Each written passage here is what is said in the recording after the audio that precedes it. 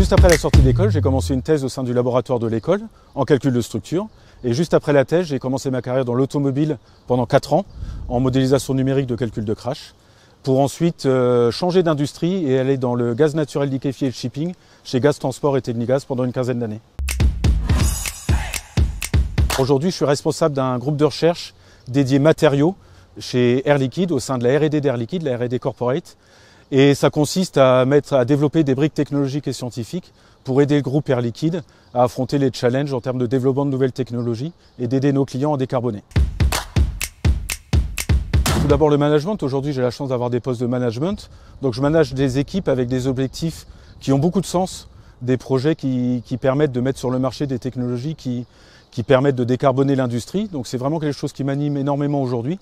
Et le management des hommes et des femmes dans un contexte d'innovation où il faut gérer de la créativité, gérer de l'intelligence collective et savoir prendre des risques me plaît énormément aujourd'hui. Ouais. Une grosse partie des projets concerne l'intégrité et la sécurité. Par exemple pour l'hydrogène. L'hydrogène est un marché en plein essor et il est essentiel que tout ça soit fait de façon safe.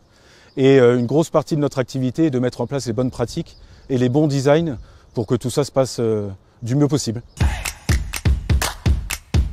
L'approche très généraliste, d'ingénieur généraliste de l'ENSTA et de l'ENSIETA m'a permis de pouvoir embrasser une carrière dans pas mal de milieux de l'industrie, donc ça c'est déjà une force.